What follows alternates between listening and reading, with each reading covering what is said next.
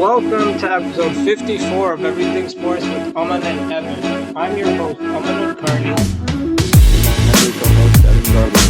and we talk about the hottest topics in sports over the course of the past week. In today's episode, we're just going to be talking about the NBA playoffs because it has been a while since we posted an episode.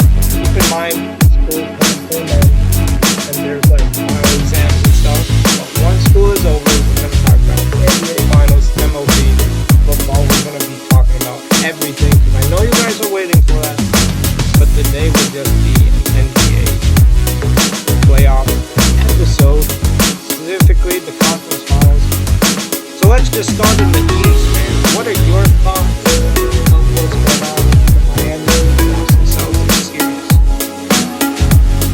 I don't even know what to think. Like, you have game one where he's dominating, game two was dominating, and then yesterday, that crazy game,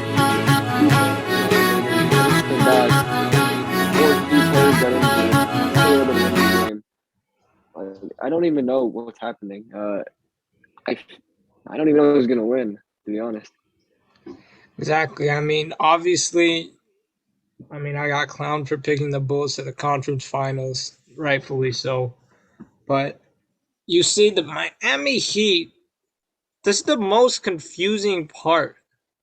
The Miami Heat are leading the series 2-1, despite only winning 2 out of the 12 quarters played.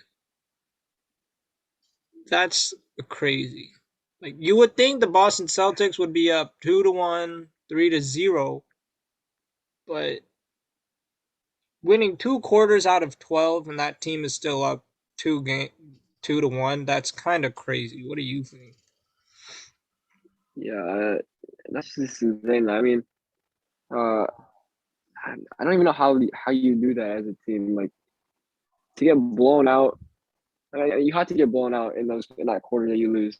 Like how do you get blown out by that much? And then over the course of the game, you can't even make up that lead. Like they made it up a little bit yesterday, but it wasn't enough. Like I don't get how you go out in a game three at home and you go down 39-18 after one quarter.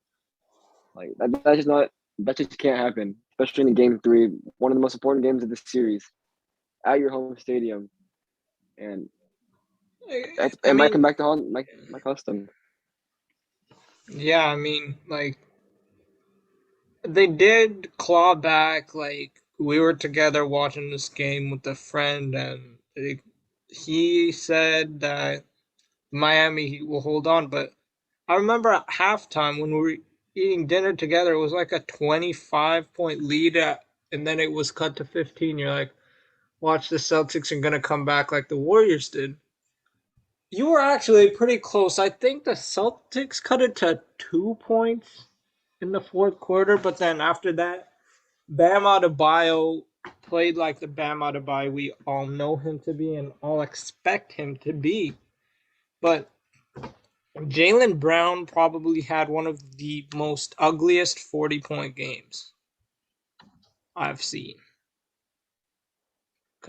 Wow. Well, I think yeah, the whole team was just all over the place. It seemed like at the end, like you had you had them come back, but then right as you're in the game, last minute of the game, Jalen Brown just ball hogging. Like sure, you scored 40 points, but you have guys like Tatum, you have Horford who's been scoring a lot, you have Smart, you have so many players on your team that can score the basketball. You don't have to ball hog up by 40, especially when he was double teamed when they were down by two. He was double teamed in your half court. Not nowhere to go. Give him a prayer. Tatum was cold. Al Horford was 7 for 14. Smart was 6 of 11. And I just want to mention this about Marcus Smart. Like, he is he's made of steel.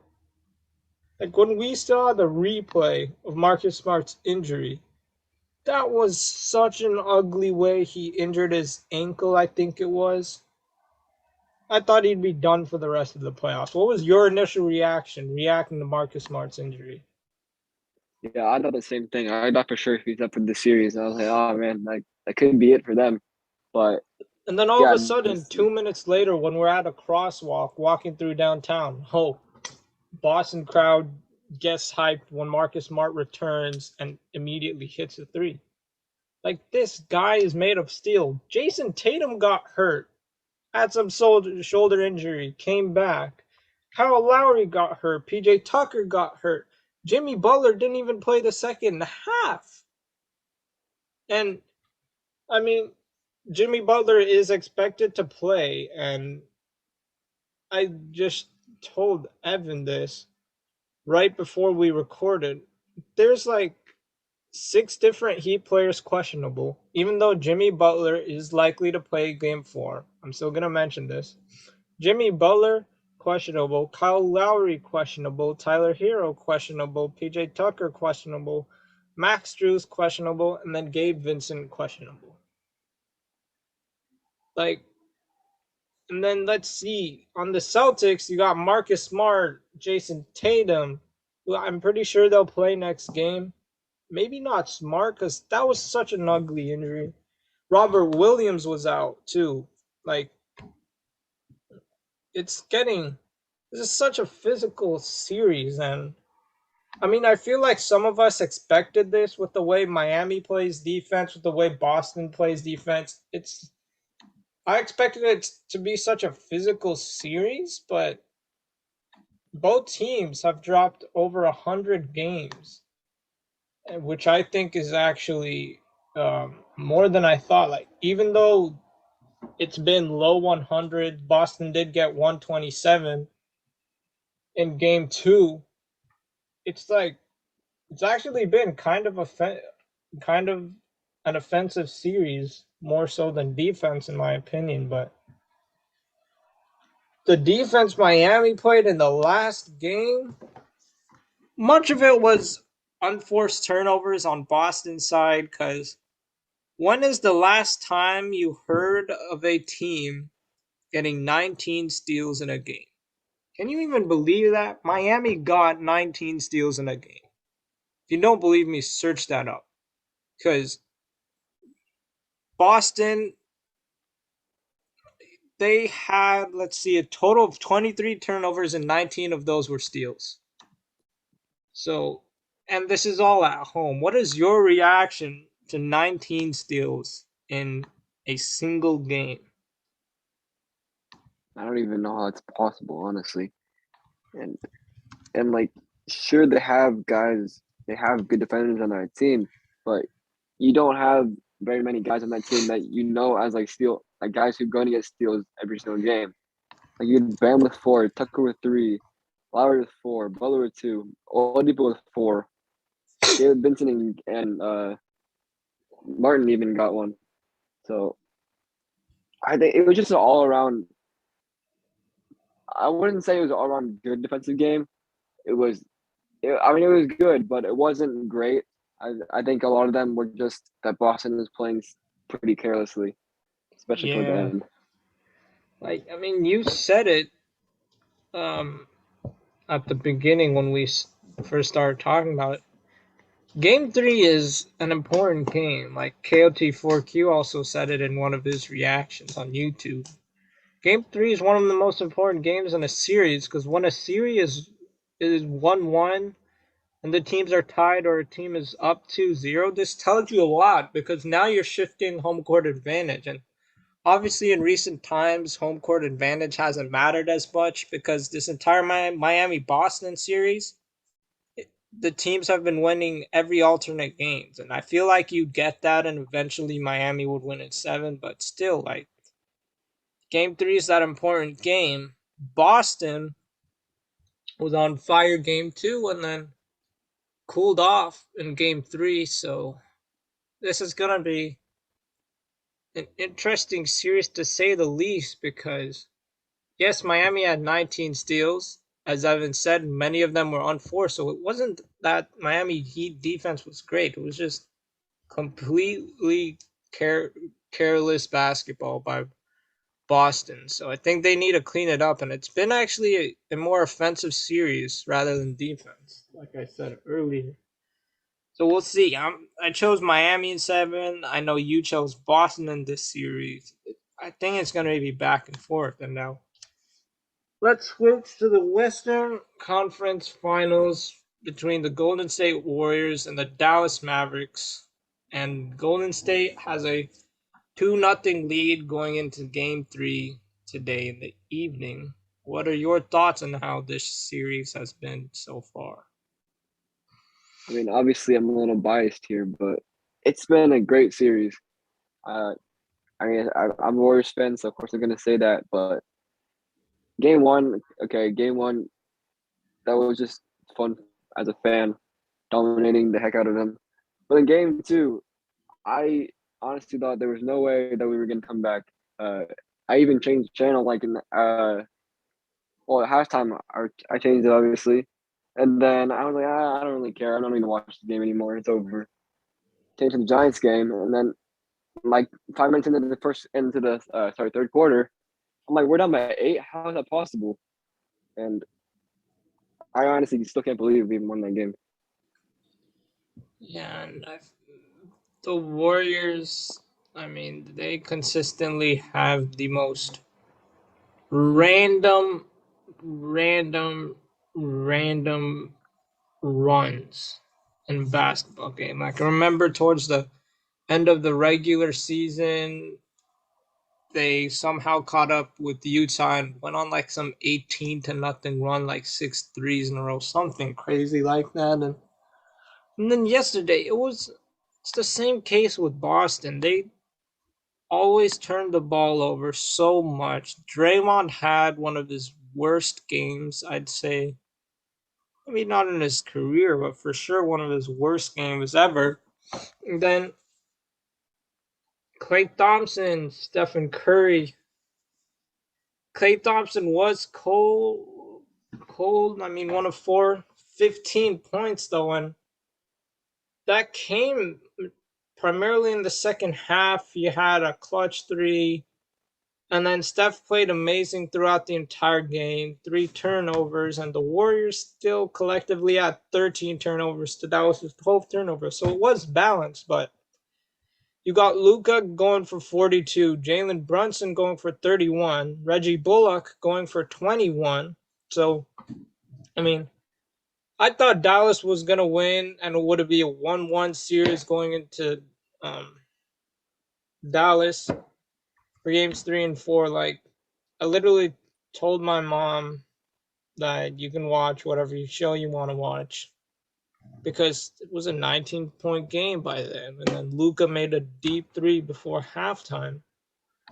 But I feel like I want Kevon Looney to win the Western Conference Finals MVP.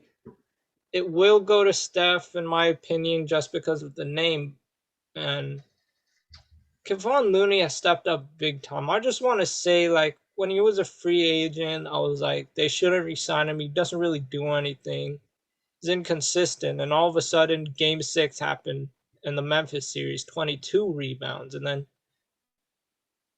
Kevon Looney going for 21 and 10 against Dallas in game two. Like, this is the big man the Warriors needed for a while. And if he can be more consistent, just Western Conference Finals MVP aside, this guy is amazing. The Warriors do need to re-sign him, but bias aside, like this is what I predict. I didn't predict Dallas out shooting the Warriors, in my opinion, but this is what so many fans are mad about. Like Dallas made 21 threes and Warriors only made 14, but the Warriors attempted 28 threes to Dallas's 45. And Dallas shot at 47% from three if you round up.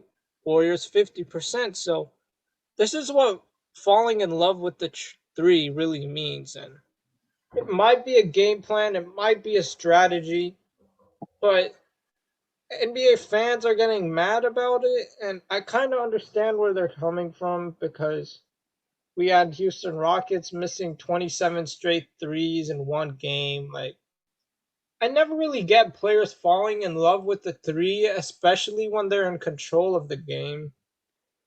So it might be their game plan, living and dying by three, and it honestly shows you the experience of the Warriors versus the inexperience of the Mavericks. Because I feel like anyone on the Warriors would have recognized, even though they were hot from the three in the first half, and if they cooled down in the second half, they would have tried to take it to the bucket, get 2 pointers, get mid range shots, so it opens up the game for the rest of the team.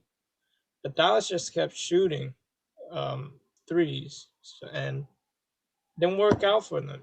21 of 45 is actually good for a normal game, but the amount of threes they missed in the second half killed them badly, especially when Steph, Clay, Poole, Looney got going. What is your reaction to how Dallas is playing in the series and just in the series in general? Well, I think part of the problem is it's just the Warriors' defense is so good. Like they kept trying to get Steph on a switch on Luka, but the Warriors kept rejecting it. They kept throwing every single body they had other than Steph at him. And like we said, Looney he did a great job against Luka. And then you got Wiggins guarding him, you got Clay guarding him, you got Draymond guarding him. Every single player on the court did their job when they had Luka on him. They were able to limit him to, well, I mean, he's still 42, but they were able to stop him enough. And I think that's what really cost them the game. Like when you have a guy dropping 42 like that, you become reliant on him.